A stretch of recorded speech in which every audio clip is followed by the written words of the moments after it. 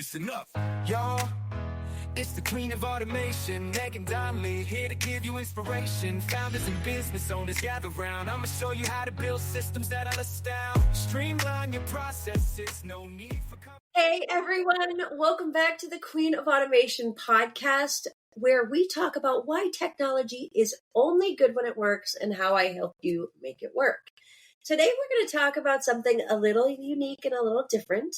I want to talk about how growing up on stage and performing has helped me become a better entrepreneur and better with user experience and customer experience than I ever could have dreamed of. And it's totally a unique story that I feel you all will relate with in how your past shapes your future and your future self, your future career, all of those things. So first, I'm going to tell you about my past, and then I'll connect it to what I'm doing now and the Queen of Automation and all of the things that you know me as. So when I was younger, I was super into musical theater and music and dance. I have been dancing and singing on stage since I was probably 2 or 3 years old, and on up. I was always very creative and musically talented. I've been classically trained in voice and classically trained on the violin, and have been performing with different summer stock community theaters and the likes, and all the way up through high school and everything. So it's this crazy world that I've now moved into, right? So I went from being this very creative, to a very technical person, which is two really opposite ends of the spectrum, which really kind of harnesses why I'm considered a unicorn, because I use both sides of my brain. My brain is very analytical, but it's also very creative. So, and that's kind of how this came to be. That's like, it's meshed together. But growing up performing for people, it's helped me learn how to tap into people's emotions. It's helped me learn how to make people happy. It's really taught me how to be a better user experience person and how to put the customer, first. Because when you're on stage performing, whether it's a musical or a play, or you're doing a comedy show, which by the way, I've never done. Anytime you're on stage performing in a play or a musical, or if you're on stage performing and playing music, or you're singing or any of that, you are performing for your audience, right? So obviously the point is to make them happy. The point is not to get booed off stage, right? So you do the best you can, and you put your heart and your soul into each and every performance, so that each and every audience, every time someone comes to watch you perform, they leave happy. They leave feeling emotional about the performance. Obviously it's very, very different when it is an opera versus a, Les Miserables, which is a kind of war love story, or Cats, the musical, which is people dancing around in cat costumes, like each one of these things affects your emotions differently, right? Like, so by doing that and spending so much time on stage and growing up doing all of these kind of musical theater things and performing for people musically, whether it was playing the violin or whether it was singing a classical song, singing a jazz song. I did a jazz band for a while, or performing in a musical, or doing Shakespeare. I love Shakespeare. I loved jumping on a stage and performing Shakespeare. Was really fun. Each one of those performances had to provide a different experience for the audience. For example, my very first role was Annie. So, the sun will come out tomorrow, right? Like, I was just this little kid who was an orphan, and and actually before that I was Molly, the little girl, like the little whiny girl that cried all the time, right? So the point of her was to make everyone feel sorry for her, right? Like, you had to get people to feel emotionally sorry for you. Annie was the orphan that met Daddy Warbucks, that, transitioned into this, this heartthrob story of look at what she overcame, So there's that. And in Shakespeare is a lot of love stories and a lot of comedies, right? So figuring out how to be funny and make people laugh. I was in Cinderella, and I, oddly enough, for anyone who has been watching, and no, I'm not a very big person. I've always been a really kind of small human.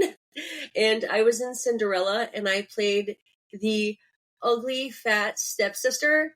And they had to put like pillows around me, and like they duct taped me up, and they made me like this like fat little like oompa loompa, like because I'm not tall either. So like I was like this fat oompa loompa looking, like walking around. And she was the mean fat stepsister who made everybody, but she was super funny because she was super stupid. So it was just, that role was like transformational for me because it was completely opposite of who I feel like I am. And I had to make everybody laugh, and I had to be really, really dumb and really sarcastic and really, okay. So yes, I'm sarcastic now, but I had to be really, really stupid and play this really stupid, like fat person. And it was hilarious. And when I look back at the tapes and stuff and watch myself back in some of these things now, I'm like, wow, I was really good at that. That was really funny. Like, and I still laugh at myself, even though I know what the role is. So when you think about user experience in your business, and you think about how to connect with your customers and your audience, that's what they are. They are your audience. These are people that you want to celebrate you. These are people you want to be your brand promoters. How can you connect to them emotionally? What do you want your products or your services to make people feel? How do you want them to feel? For us, I want people, when they work with my team, to feel like this. Like, I want them to feel like there's a weight lifted off their shoulders. By the time they're done working with us, they get more time back in their day, in their life, and they just feel better. They feel happier. They feel more fulfilled because they're not as stressed out because they're working all the time, right? Like, we're providing time back. Are we providing software? Absolutely. Are we providing systems and processes? Absolutely.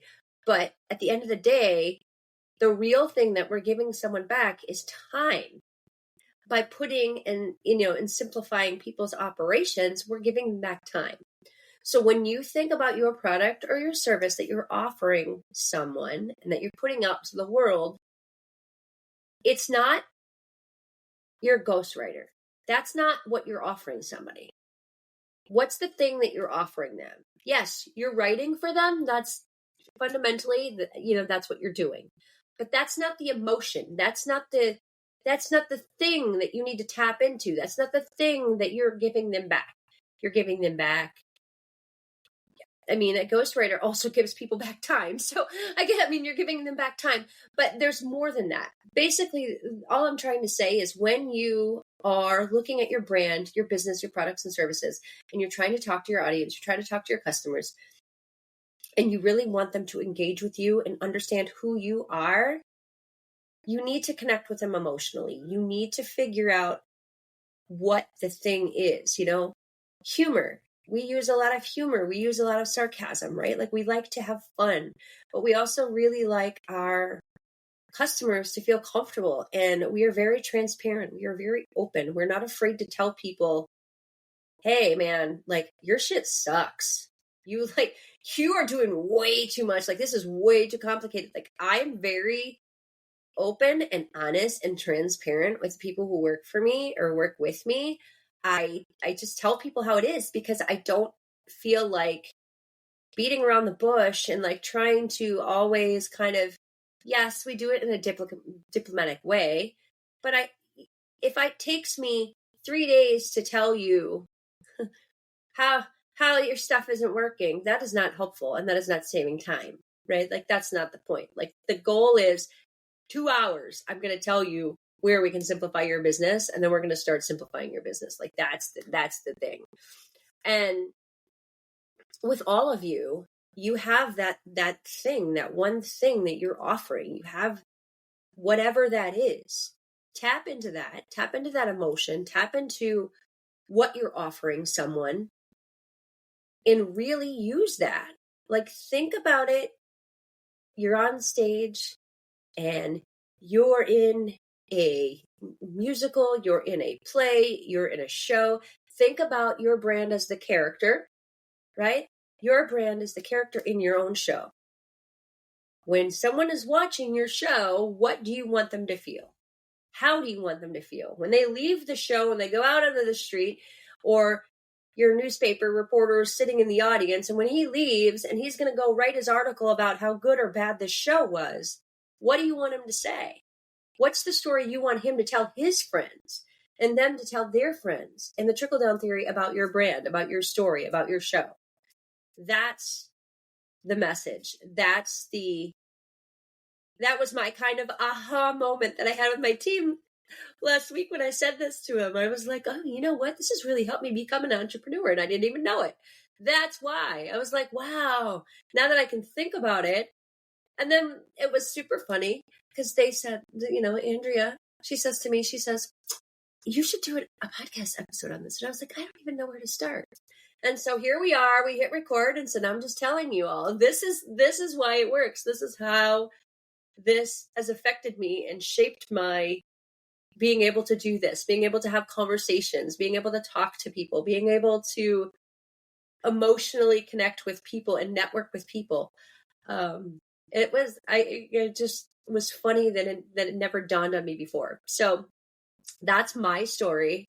And that is how I think all of you need to look at your brand, your products, and your services. It's a show. What do you want people to feel when they leave the show? What do you want people to tell their friends about your show, about your brand, about your products or your services? So go out there, figure out what emotion you're trying to tap into, figure out what you want people to feel after they're done watching the show. And yeah, let me know how it goes. So everybody, I hope you enjoyed this. This was a fun episode. And we will see you next week. And remember, technology is only good when it works. Bye, everybody.